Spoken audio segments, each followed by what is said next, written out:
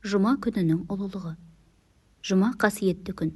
Бұл күнді Алла тағала өзі мадақтап: «Уа иман келтіргендер, жұма күні азан айтылып намазға шақырылғанда дереу құтпа тыңдап намаз оқу арқылы Алланы зікір етуге асығыңдар, шаруаларың мен сауда-саттықты доғара тұрыңдар.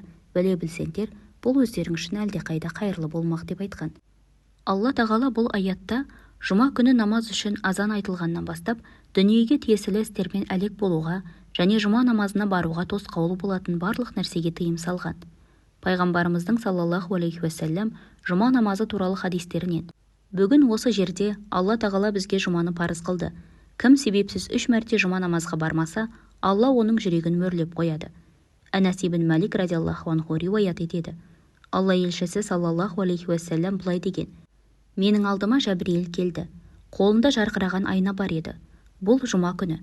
Жаратқан иең оны саған және сенің үмметіңе мейрам болсын деп саған парыз қылды» деді. «Бізге оның қандай пайдасы бар?» дедім. Ол: «Жұмада біз үшін өте сауапты бір сәт бар. Кім сол сәтте жақсы нәрсе сұраса, Алла оны сөзсіз береді. Не бір күнәдан сақтау үшін Алладан сұраса, Алла оны сақтайды. Біз үшін ол күндердің ең ұлығы. Біз оны ақыретте өте үлкен қуаныш тарту етілген күн деп атаймыз» деп жауап берді. Хадисте айтылған ең жақсы күн жұма күні. Адам алейхиссалям сол күні жаратылған, сол күні пейішке кіргізілген, сол күні жер жүзіне түсірілген, сол күні тәубесі қабыл болған, сол күні дүниеден қайтқан және сол күні қайтадан тіріледі.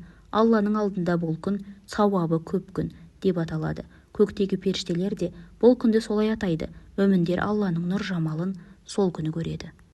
Пайғамбарымыз саллаллаху алейхи уассалям: «Жұма күні Алла тағала 100 000 кісіні тозақтан шығарады» деген.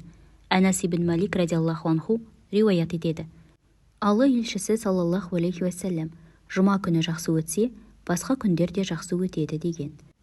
Тағы бір хадисте: «Тозақтың жалынын әр күні тапа-тал түс алдында жаңадан жандырды. Бұл уақытта жұма намазынан басқа намаз оқымаңдар. Өйткені жұма күні толығымен намаз болғандықтан тозақ оты жұма күні жаңадан жағылмайды» деп айтылған.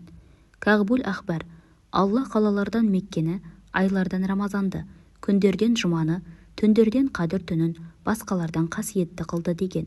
Риуаятқа қарағанда, жұма күні құстар да, құрт-құмырсқалар да бір-біріне жолыққанда «Сәлем, сәлем, қандай жақсы күн» дейді екен. Пайғамбарымыз саллаллаху алейхи уассалям: «Жұма күні түнде өлген мүмінге Алла шейіттің сауабын береді, оны қабір қиындығынан сақтайды» деген. Мешіт. Алланың мешіттерін тек Аллаға және ақыретке иман келтірген, намазды кемеліне жеткізіп үзбей әрі уақытылы оқитын, зекетті толық беретін, сондай-ақ Алладан өзге ешкімнен именбейтін шынайы мүміндер ғана лайықты деңгейде көркейте алады. Міне солар тура жолдан таймай мақсат мұраттарына жетуге үміт ете алады. Пайғамбарымыздың саллаллаху алейхи уассалям мынадай хадистері бар: «Кім кекіліктің ұясындай болса да мешіт салса, Алла ол үшін пейіште бір сарай тұрғызады. Мешітті сүйгендерді Алла да сүйеді.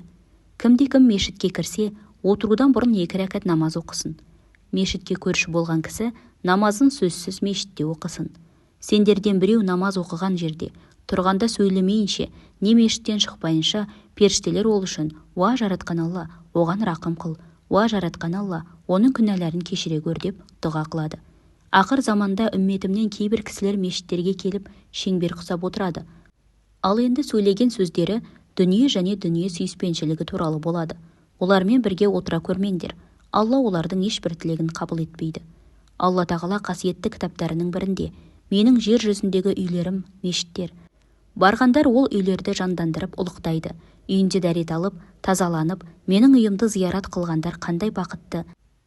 Зиярат қылынған жайдың міндеті зияратшысына сый көрсету» деп айтқан. «Біреудің мешітке үздіксіз барғанын көрсеңдер, оның мүмін екеніне куәлік беріңдер» деген хадис бар. Пайғамбарымыз саллаллаху алейхи уассалям: «Мешітте дүниелік істер туралы сөйлесу хайуандар шөп жегендей сауапты жоқ қылады» деген. Сайд ибн Мусайяб: «Мешітте отырған пенде жаратқан иесімен жалғыз отырған болып саналады. Ол жақсы сөз ғана сөйлеу керек» дейді. Нахаи радиаллаху анху былай деген: «Алғашқы мұсылмандар қараңғы түнде мешітке жаяу бару пейішке кіруге себепші іс» деп айтты. Анас ибн Малик: «Кім мешітке бір шырақ жақса, және ол шырақ сол мешітті қашанға шейін жарқыратып тұрса, аршты көтерген және басқа періштелер оның күнәларының кешірілуі үшін дұға қылады» дейді.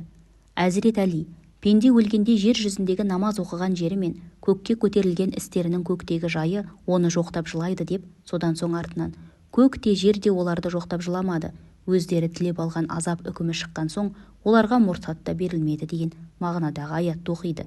Ибн Аббас радиаллаху анху мүміннің өліміне жер жүзі 40 күн аза тұтып жылайды деп айтқан.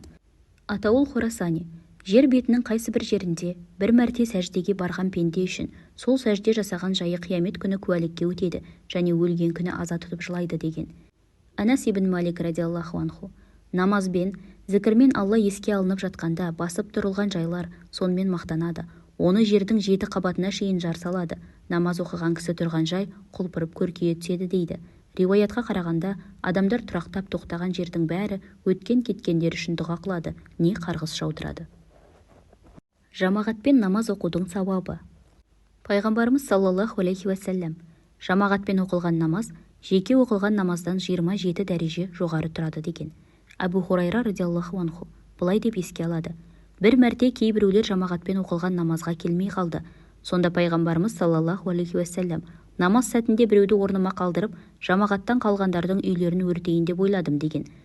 Тағы бір риуаятта бұл хадистің аяғы: содан соң жамағаттан қалғандарға барып, отпен үйлерін өртеуді бұйырайын деп ойладым.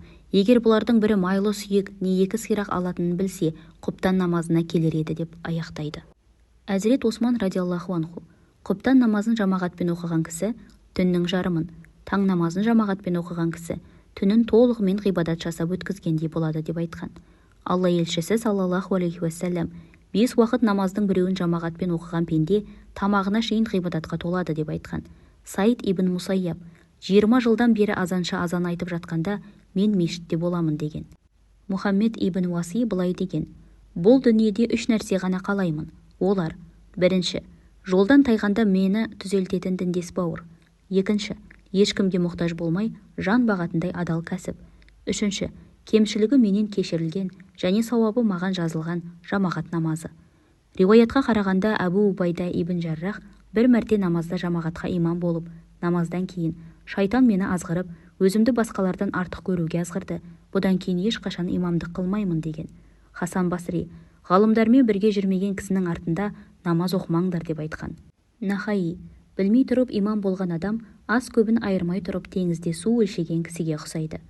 Хатамул Асам: бір мәрте жамағат намазына үлгермей қалып едім. Абу Исхақ Бұхари ғана көңіл айтып келді.